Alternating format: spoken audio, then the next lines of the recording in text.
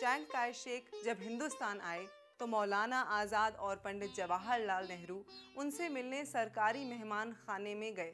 मौलाना, मुझे बहुत खुशी हो रही है आपसे और आपके दोस्त जवाहर से मिलकर। मुझे फक्र है कि मैं इंडियन नेशनल कांग्रेस के सदर से मुलाकात कर रहा हूँ। जी, मुझे भी आपसे मिलकर बहुत खुशी हो रही है। जवाहर मेरे अच्छे दोस्त बन गए हैं। अभी जब वो चीन आए थे तो मुझे मेजबानी का मौका दिया था। जी, आपकी भी बहुत तारीफ कर रहे थे और आपकी बेगम की भी। आलमी जंग तो तानाशाही और जमहूरियत के दरमियान है। जहां तक मैं समझता हूं, आपकी पार्टी जमहूरियत की हिमायती है। तो फिर आप मदद क्यों नहीं करते? क्योंकि कांग्रेस के सदर मौलाना हैं। आपके सवाल का जवाब यही दें तो बेहतर रहेगा।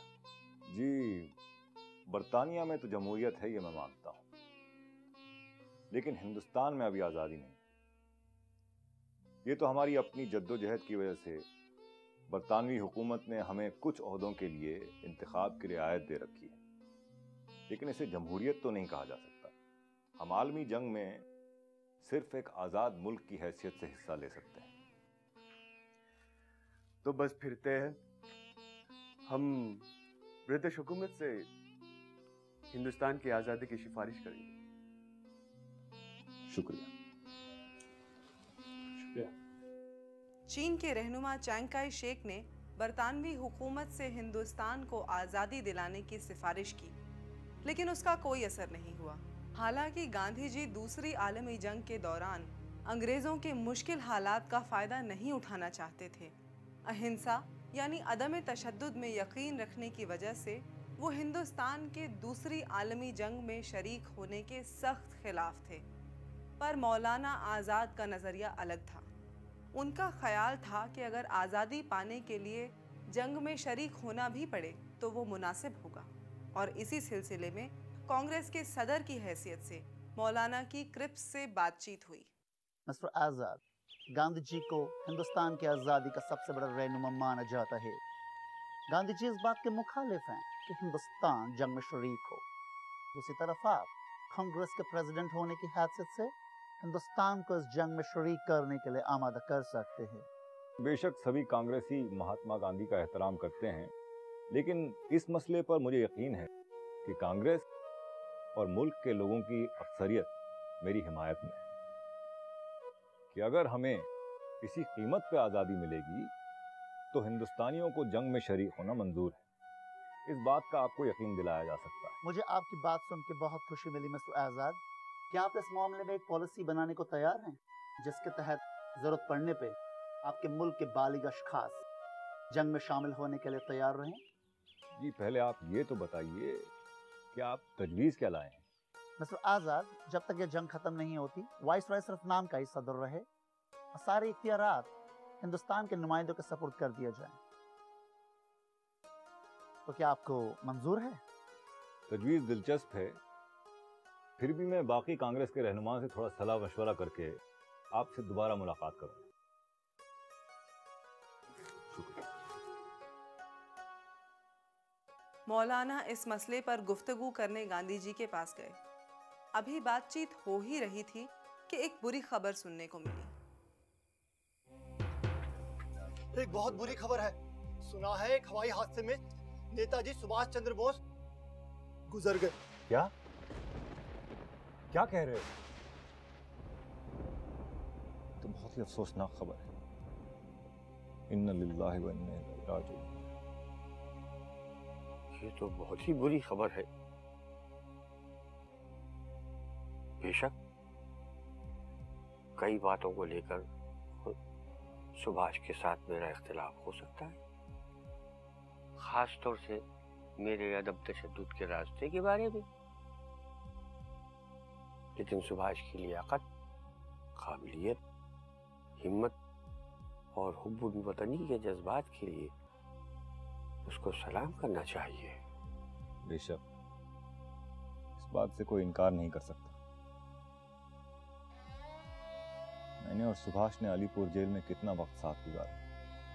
आज मुझे अपने एक साथी के गुजर जाने पर बेहद अफसोस है।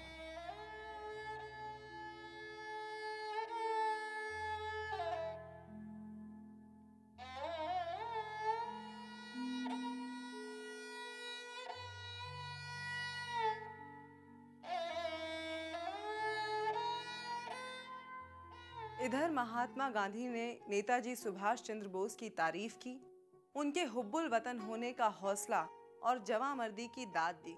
लेकिन बाद में मालूम हुआ कि 1942 में नेताजी के गुजर जाने की खबर सिर्फ और सिर्फ एक झूठी अफवाह थी। उधर मौलाना अपने साथियों से मशवरा करके क्रिप्स से दोबारा मिलने पहुंचे। मसरूर आजाद, पिछली बार भी आप चाय पी के नहीं गए थे, या लीजिए आपकी फेवरेट चाय। जी शुक्रिया।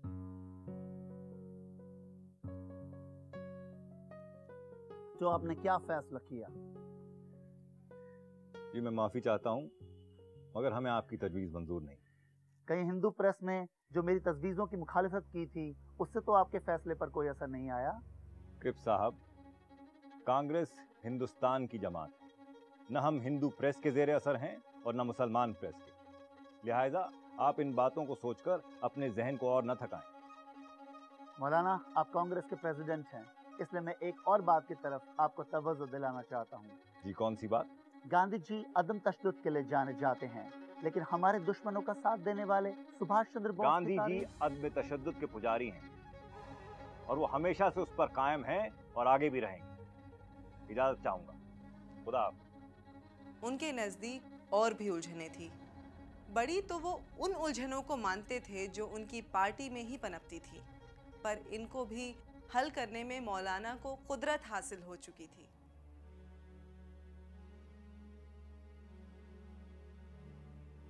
अस्सलाम वालेकुम मौलाना। वालेकुम। आइए आइए जवाहर, आइए।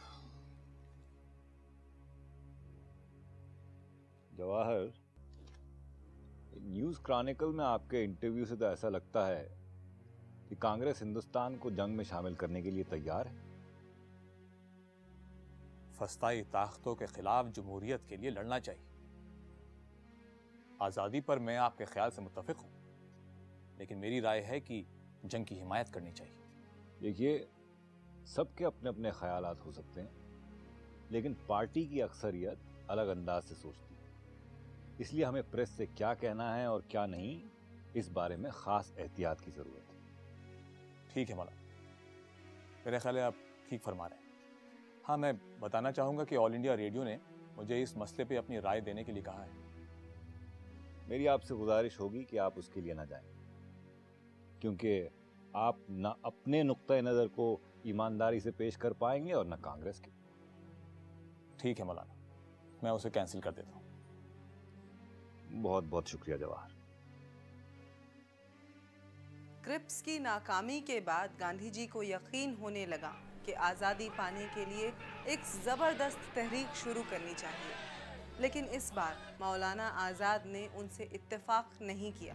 मौलाना के नज़रिए में दूसरी आलमी जंग का अब ऐसा दौर शुरू हो चुका था कि हुकूमत किसी तहरीक को उभरने नहीं देगी। फिर भी गांधी जी अपने फैसले पर कायम रहे और ये देखते हुए मौलाना ने उनका पूरा साथ दिया। नई तहरीक की शुरुआत के लिए बम्बई में कांग्रेस का एक इजलास बुलाया गया। यहाँ गांधी जी ने अज़्म किया कि इस बार मुकम्मल आज़ादी से कम कुछ और कबूल नहीं करेंगे। कांग्रेस के सदर की हैसियत से मौलाना आज़ाद ने हिंदुस्तान का दौरा किया और मुख्तलिफ शहरों लाहौर, दिल्ली, कराची से होते हुए वापस अपने घर कलकत्ता आए। 4 दिन भी नहीं गुजरे थे कि कांग्रेस वर्किंग कमेटी के बम्बई में होने वाले इजलास के लिए कमर बस्ता हो गए। आप फिर जाने लगे, जरा तो दम ले लेते। तबीयत वैसे ही ठीक नहीं है। दिल्ली और लाहौर से आए अभी 4 दिन भी नहीं गुजरे और अब ये बम्बई का सफर आन पड़ा। क्या सफर मुखिर नहीं हो सकता? वर्किंग कमेटी की मीटिंग है, उसे टाला नहीं जा सकता। दवाई लेते जाइए और सही वक्त पे इसकी खुराक ले लीजिएगा। आप भी अपनी दवा लेते रहिएगा, मुझे आपकी सेहत की फिक्र रहती है। अपना ख्याल रखिएगा। चलता हूँ, खुदा हाफिज़। खुदा हाफिज़।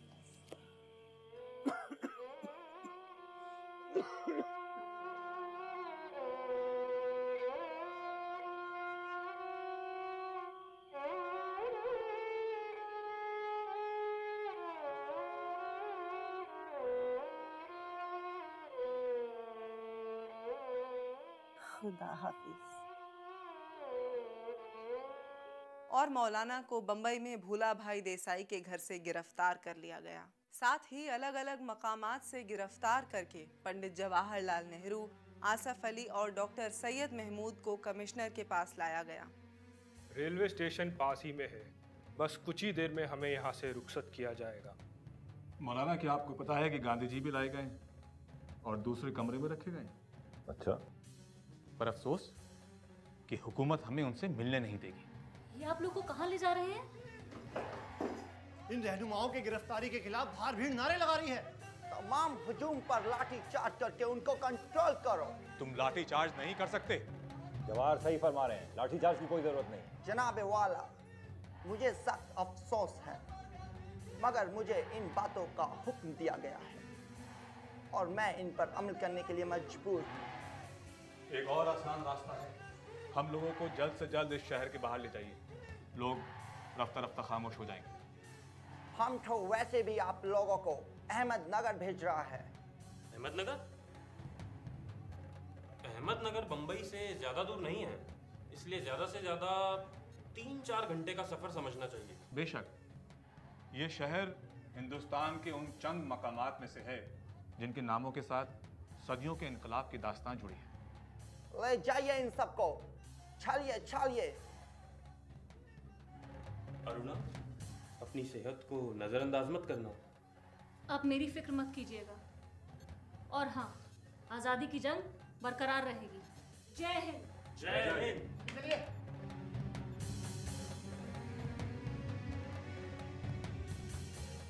जय हिंद। अहमदनगर का एक किला पहले मिट्टी का बना था, फिर बुरहान निज़ाम शाह अव्वल ने इसे असर नौ पत्थर का बनवाया और इसी किले की संगी दीवारों से उनकी बहन चांद बीवी ने पत्थर के सिलों को गिराकर दुश्मन पे हमला बोला था और अपनी जगह तारीख के पन्नों में लिखवा ली। इस पुरानी खबर को वीरान भी होना था तो वो इसलिए कि हम जैसे कैदी इसे आबाद करें। जिंदगी का कुछ पता नहीं, आज है कल नहीं। मैं जीता हूँ तेरे लिए प्यारे हिंदुस्तान मेरे, मैं जीता हूँ तेरे लिए प्यारे हिंदुस्तान मेरे। तो हिंदू है तो क्या हुआ, मैं मुसलमान तो क्या हुआ, तो हिंदू है तो क्या हुआ, मैं मुसलमान तो क्या हुआ। कुर्बान है सब तेरे लिए, मेरी जिंदगी तेरे लिए, कुर्बान है सब तेरे लिए, मेरी जिंदगी तेरे लिए है। जान हाजिर तेरे लिए है, जान हाजिर तेरे लिए है, जान हाजिर तेरे लिए, मेरी जिंदगी तेरे लिए, तेरे लिए। हाँ, मुझे इश्क है, इश्क है, गहरा इश्क है, अपने वतन से इश्क है, अपने चमन से इश्क है, जानो तन से इश्क है, जानो तन से इश्क है, इश्क है, इश्क है, इश्क है, इश्क है, इश्क है, इश्क है, इश्क है। ये उलझने, गिरफ्तारियां, इसका किसी को खौफ नहीं था। सबके जहन हम आहंगी के उरूज पर थे। हर शख्स के दिल में बस एक ही बात थी, आजादी, हिंदुस्तान की आजादी।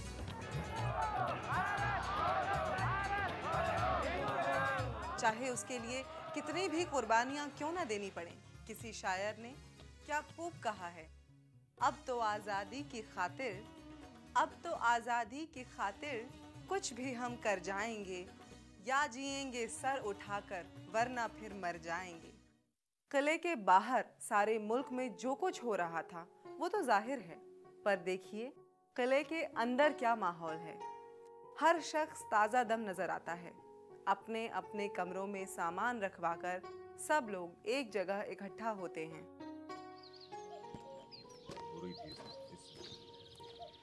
क्योंकि आप सबने खाना खा लिया है, मेरे पास गवर्नमेंट के अहकाम का एक पर्चा है, उसे सुन लीजिए। नंबर 1, कोई अखबार नहीं आ सकता। नंबर 2, किसी से मुलाकात नहीं की जा सकती। नंबर 3, किसी से खतो किताबत नहीं की जा सकती। इन सब बातों के अलावा अगर किसी और बात से शिकायत हो तो हुकूमत उस पर गौर करने के लिए तैयार है। ये तो सरासर ज्यादती है। ये तो हद ही हो गई मौलाना। मौलाना, हमें कुछ करना होगा।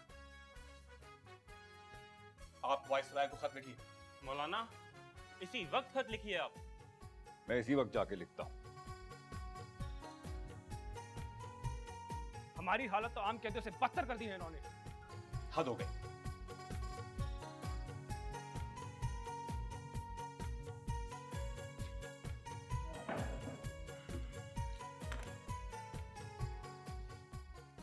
मुझे इसकी शिकायत नहीं है कि हुकूमत ने मुझे और मेरे साथियों को गिरफ्तार करना मुनासिब समझा। अलबत्ता हमारे साथ जो सलूक किया जा रहा है उसकी शिकायत जरूर है।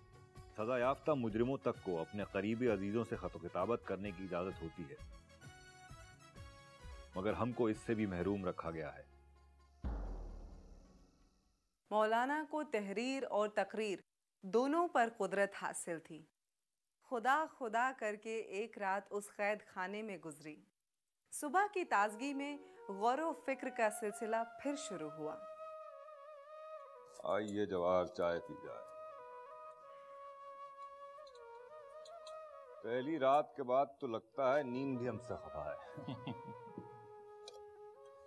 अगर हम सब इसी तरह नजरबंद रहे और गांधी जी भी, तो तहरीक आजादी का क्या होगा? यही नहीं, जिन्ना को मुसलमान नौजवानों को गुमराह करने का एक और जबरदस्त मौका मिल गया है। बरतानवी हुकूमत बेशक हमें नजरबंद रखे, लेकिन मौलाना का जेल से बाहर रहना निहायत जरूरी है, नहीं तो मिस्टर जिन्ना मुसलमानों को भड़काते ही रहेंगे। हैरत की बात तो ये है कि 15-20 साल पहले तक जनाब जिन्ना मजहब और सियासत को अलग अलग रखने की बातें करते रहे, दोहराते रहे, लेकिन आज वो एक शतरंज की चाल खेलने पर कमर बस्ता हैं। मुल्क की तकसीम मुझसे हरगिज बर्दाश्त नहीं होगी। इससे सबसे ज्यादा नुकसान हिंदुओं से भी ज्यादा मुसलमानों का। मौलाना, आप तहरीक आज़ादी को लेकर मायूस ना हो। गली गली में अंग्रेजों भारत छोड़ो के नारे लग रहे हैं। जब जब अंग्रेजों ने हमें जेल की सलाखों के पीछे डाला है, तब तब आवाम में गुस्सा बढ़ा है। लाख कोशिश कर ले, लेकिन अब ये लालची खुदगर्ज अंग्रेज हुकूमत हिंदुस्तानियों को नहीं दबा सकेगी। अभी सुभाष को देख लो, उसने अपनी आज़ाद हिंद फौज का ऐलान कर दिया, और जहां तक मैं सुभाष को जानता हूं, अंग्रेजी हुकूमत के नाक में दम करके ही रहेगा। एक तरफ सुभाष और दूसरी तरफ आपकी बेगम अरुणा आसफ अली, राम मनोहर लोहिया और जयप्रकाश नारायण के साथ मिलकर बागियाना सरगर्मियों में पूरी तरह शरीक हो गई हैं। अरुणा का भी जवाब नहीं। सच बताऊं तो मुझे अरुणा की बहुत फिक्र हो रही है। तशद्दुद की राह खतरों से खाली नहीं। पता नहीं अरुणा महफूज भी है या नहीं। मैं आपके जज्बात समझ सकता हूं, लेकिन आपको तो अरुणा ने ही कहा था ना कि उसकी फिक्र ना करें। वो एक जांबाज औरत है, आपको तो उन पे फख्र होना चाहिए। चाय पी।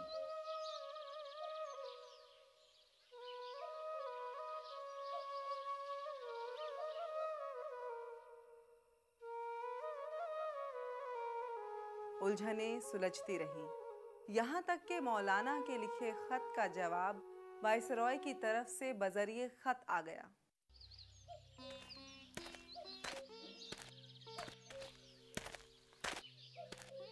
वायसराय की तरफ से ये खत आया है। जवाहर पढ़िए तो। लाओ दिखाओ।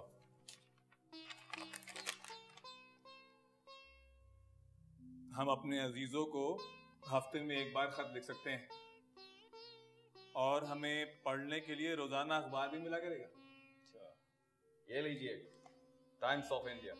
अरे जेलर साहब, पिछली तारीखों के भी भेज दीजिए, जिस तारीख से हम यहाँ आए हैं तब से अब तक।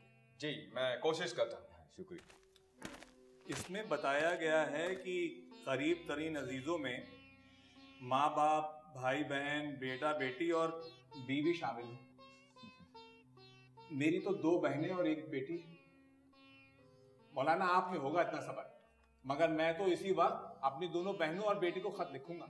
लिखिए, जरूर लिखिए। ये लीजिए कलम दीजिए और मुझे वो पर्चा दीजिए आप। ये लीजिए। मेरी प्यारी बेटी इंदिरा, तुम चाको चौबंद और खुश रहा करो, परेशान मत होना। मौलाना की मदद से मैंने उर्दू शायरी में गोताखोरी शुरू कर दी है। मौलाना कोई शेर बताइए ना, बिटिया को लिखता हूँ। मैं देख रहा हूँ आपका उर्दू शायरी का शौक बढ़ता ही जा रहा है। मगर उर्दू शायरी में आपका मुकाबला नहीं कर सकता। अरे जवाहर, लेकिन आप तो उर्दू के अलावा कई जबानों में अशार याद रखते हैं। जब आप फारसी में शेर पढ़ते हैं, भले ही वो पूरे समझ में नहीं आते लेकिन बहुत खूबसूरत लगते हैं। उसमें बाग और बहार का बहुत जिक्र होता है। हाँ, क्यों ना हम यहाँ बागबानी शुरू कर दें? बहुत बढ़िया ख्याल है।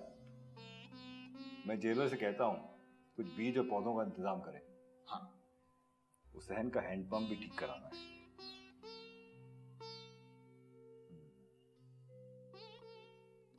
आज के एपिसोड में बस इतना ही। अगले एपिसोड में फिर मिलेंगे। इजाजत दीजिए, खुदा हाफिज। मैं जीता हूँ तेरे लिए प्यारे हिंदुस्तान मेरे। तू हिंदू तो क्या हुआ, मैं मुसलमान तो क्या हूँ।